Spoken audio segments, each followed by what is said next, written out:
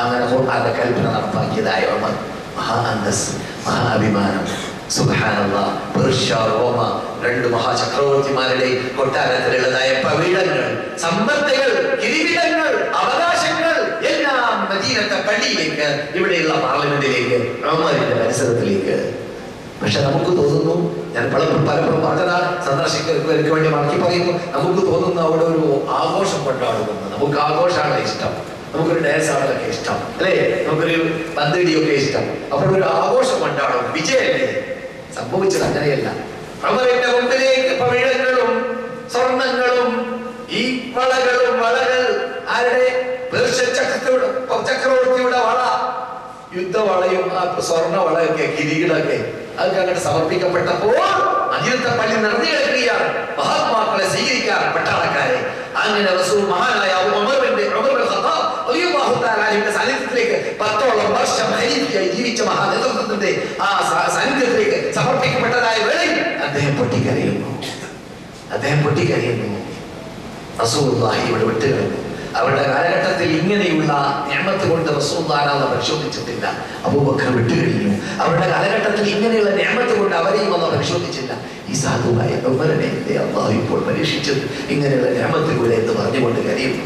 ഉമറിന്റെ കരച്ചിൽ കണ്ടിട്ട് സഹാബാക്കളൊക്കെ കരഞ്ഞു. മദീനത്തെ പള്ളി മുഴുവൻ ചിരിക്കുന്നതിന് പകരം, ആഘോഷിക്കുന്നതിന് പകരം വെട്ടിക്കരയുകയാണ് സ്വർണ്ണങ്ങൾ കണ്ടപ്പോൾ. കാരണം അവരുടെ മംഗളാറാൻ വേണ്ടി വന്നവരല്ല, അവരിവിടെ ജീവിക്കുന്നത് ഈ സാധനത്തിന് വിലയില്ല എന്ന് മനസ്സിലാക്കിയിട്ട് എന്നെന്നും ഉപയോഗിക്കാൻ പറ്റുന്ന, പ്രശ്നമില്ലാതെ ജീവിക്കാൻ പറ്റുന്ന സ്വർഗ്ഗലോകത്തിൽ അവിടെയുള്ള ഹൗർലികളോട് കൂടി, അവിടെയുള്ള കുട്ടികളോട് കൂടി, അവിടെയുള്ള അടമലോകളോട് കൂടി, അരണ്യഹർമ്മ്യങ്ങളിൽ, അപ്പുന്തോപ്പുകളിൽ, ആ കൊട്ടാരങ്ങളിൽ ജീവിക്കണമെന്ന ഒരു തയ്യാറെടുപ്പുമാണ് അവർക്കുള്ളത്. അതുകൊണ്ട് അവസാന നിമിഷം വരേക്കും ഉപദേശങ്ങൾ, ഇസ്ലാമിക ആദർശത്തെ പ്രചരിപ്പിക്കൽ.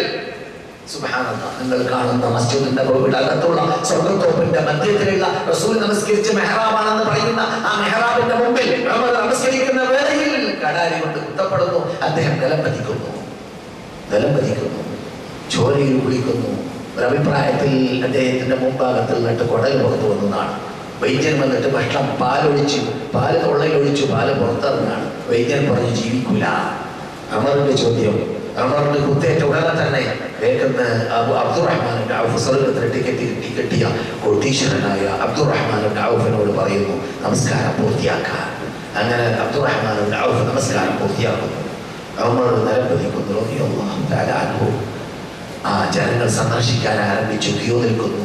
മദീനക്കാർ, സഹാബാക്കൾ, യുവാക്കൾ, നേതാക്കൾ ഖലീഫയെ ഖലീഫ കേട്ടില്ലേ? അന്നത്തെ വൻ ശക്തികളെ കീഴടക്കിയ ഖലീഫ. സാധാരണ ഖലീഫയൊന്നുമല്ല, നീതിമാനായ നേതാവ്, എല്ലാവരും അംഗീകരിക്കുന്ന വ്യക്തി. മദീനയിൽ കേൾക്കുമ്പോൾ പേർഷ്യക്കാരുടെ, റോമൻകാരുടെ കൊട്ടാരത്തിലുള്ള ആ ഗർഭിണികൾ പേടിച്ച് പ്രസവിച്ചു പോകുന്നതാണ്. അങ്ങനെ പേടിപ്പനിയായിരുന്നു ശത്രുക്കൾക്ക് ഉമർ. ആ ഉമറാണ് ഇപ്പോൾ അവിടെ നിലം പതിച്ച് കിടക്കുന്നത്. സന്ദർശിക്കാൻ വരുമ്പോൾ സംഭവം ബുഖാരിയിലാണ്.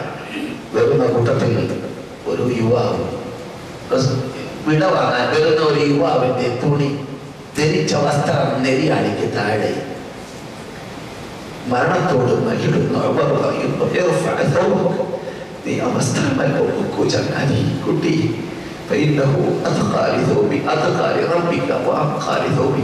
നിന്റെ റബ്ബിനുള്ളതായ ആ ബന്ധി നിലനിർത്താൻ, ശരിയായ മുത്തഖിയായി നീ ജീവിക്കാനും, അതുപോലെ നിന്റെ വസ്ത്രം ശുദ്ധീകരിക്കാനും അത് ഉത്തമമാണ്. അതുകൊണ്ട് ആ വസ്ത്രം അത് പൊക്കി കൊടുക്കൂ എന്ന് മരണത്തോട് മല്ലിടുന്ന ഉമർ കുത്തേറ്റ് വീണ സന്ദർഭത്തിൽ പറയാൻ മറന്നില്ലാതെ കേൾക്കുമ്പോൾ, ഞാനും നിങ്ങളും മദീന സന്ദർശിക്കുമ്പോഴും മദീനയിൽ താമസിക്കുമ്പോഴും നമ്മുടെ നേതാക്കളോടുള്ള പങ്ക്, അവരുടെ ഹിസ്റ്ററി കേട്ടത് കൊണ്ടുള്ളതായ പരിവർത്തനം എന്താണെന്നൊരു ആത്മപരിശോധന നടത്തേണ്ടതുണ്ട്.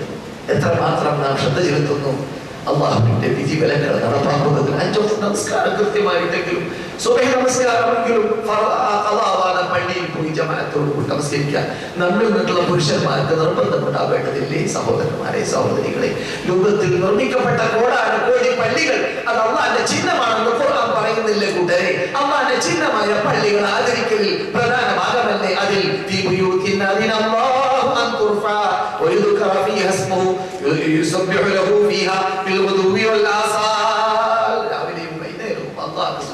നൽകുന്നവരായി മാറണമെന്ന് പറഞ്ഞത് ഇത് എനിക്ക് നൽകുമല്ല, പല മാനവർക്കുമെന്ന് പറയാൻ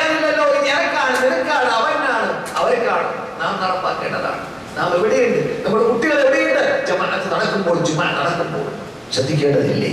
ഇസ്ലാമിക പർദ്ദ വലിച്ചെറിഞ്ഞുകൊണ്ട് പർദ്ദ വേണ്ടേ വേണ്ട, അതൊക്കെ പഴഞ്ചനാണെന്ന് പറഞ്ഞുകൊണ്ട് നടക്കുന്ന യുഗത്തിൽ, നെറ്റുകളുടെ യുഗത്തിൽ, ചവറ്റ കൊട്ടകളുടെ യുഗത്തിൽ അത് സത്യമാണെന്ന് തോന്നിപ്പോയിട്ട് നമ്മുടെ യുവതികൾ മിക്സായിട്ട് അഴിഞ്ഞാട്ടം അന്യപുരുഷന്മാർ, അന്യ സ്ത്രീകൾ നടത്തിക്കൊണ്ടിരിക്കുക എന്നത് കേൾക്കുമ്പോൾ ഉമറിന്റെ കാലഘട്ടത്തിലാണെങ്കിൽ അവരുടെ തലയൊക്കെ അരിയപ്പെട്ടിരുന്നേനെ, തലയൊക്കെ കഷ്ടിക്കപ്പെട്ടിരുന്നേനെ. ഈ യുഗത്തിൽ ജീവിക്കുന്നതായ വിഭാഗത്വം പോലോത്തതായ കാലിഷ്മാനി ജനന സർട്ടിഫിക്കറ്റ് മുസൽമാന്മാരാണ് അന്നുള്ളതെങ്കിൽ യഥാർത്ഥത്തിൽ സുബ്ഹാനല്ലാഹ്, ഖേദം, കഷ്ടം, ദുഃഖം. നമ്മുടെ മുസ്ലിം യുവാക്കൾ, യുവതികൾ അവർ പോയ വഴിയിലല്ല യഥാർത്ഥത്തിൽ, ബഹുഭൂരിപക്ഷം അല്ല ഉറപ്പാണ്. ശ്രദ്ധിക്കണം. റൂട്ടിലേക്ക് മടങ്ങി വന്നില്ലെങ്കിൽ അപകടത്തിലേക്കാണ് നമ്മുടെ പോക്ക്, മുസ്ലിം ലോകത്തിന്റെ പോക്ക്, മുസ്ലിം രാഷ്ട്രങ്ങളുടെ പോക്ക്. മുസ്ലിം അഭിമാന അന്തസ്തുകളെ ചിന്ന ഭിന്നമായി ഇപ്പോൾ ഓഹരി വെക്കപ്പെടുകയാണ് മുസ്ലിം രാഷ്ട്രങ്ങളിൽ തന്നെ, നിങ്ങൾക്ക് അറിയാവുന്നതുപോലെ. അതുകൊണ്ട് നിങ്ങൾ കണ്ടില്ലേ നിങ്ങളുടെ പരിസരത്തിൽ ഞാൻ അതാവർക്കുന്നത്? നിങ്ങൾക്ക് അതിൽ പാടില്ലേ? നിങ്ങളുടെ പരിസരത്തിൽ അള്ളാഹു ചോദിക്കുന്നു, നിങ്ങളുടെ പരിസരമുള്ളവരെ ശിക്ഷിക്കുന്നത്, അവരെ പരിശോധിക്കുന്നത് നിങ്ങൾ കണ്ടില്ലേ? നിങ്ങൾക്ക് അതിൽ പാഠമില്ലേ? നമ്മളോടാണ് ചോദിക്കുന്നത്.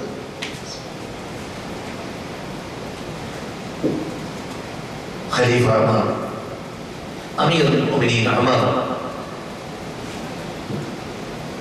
അന്ത്യശ്വാസം വലിക്കുന്നതിന് മുമ്പ്, മരണപ്പെടുന്നതിന് മുമ്പ് ഇബ്നു ഉമർ അടുത്ത് കൂടി വിട്ട് കിടന്നു. ഉമറുൽ ഖത്താബിന്റെ മകൻ ചോദിക്കുന്നു, മകനെ, ഞാൻ തുടങ്ങി വെച്ച നമസ്കാരം പൂർത്തിയാക്കിയോ?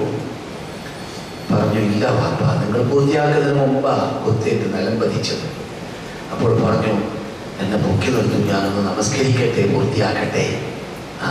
ചോരയോട് കൂടി നമസ്കാരം പൂർത്തിയാക്കാൻ. എന്നിട്ട് അദ്ദേഹം കൂട്ടിച്ചേർക്കുന്നു,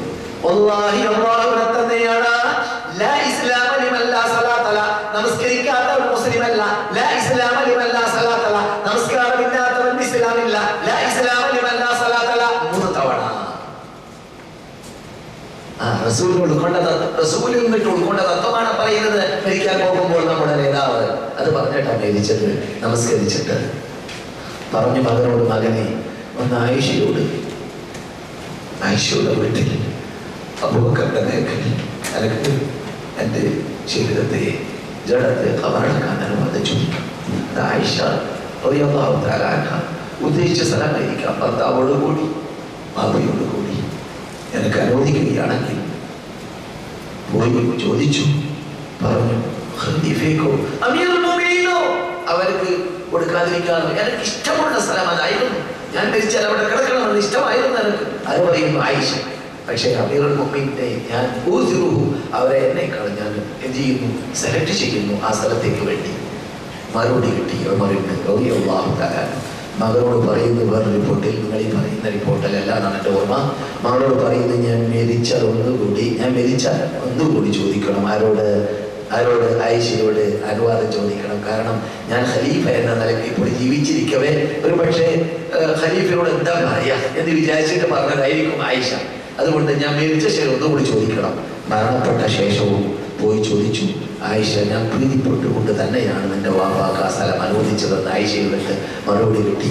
അങ്ങനെ ആ മഹാ നേതൃത്വത്തിൻ്റെ കൂടെ, അള്ളാഹുവിൻ്റെ ദൂതരുടെ കൂടെ അബൂബക്കറോടൊപ്പം 3ാം വ്യക്തിയായിട്ട് കിടക്കാൻ ബാക്കി ലഭിച്ചു.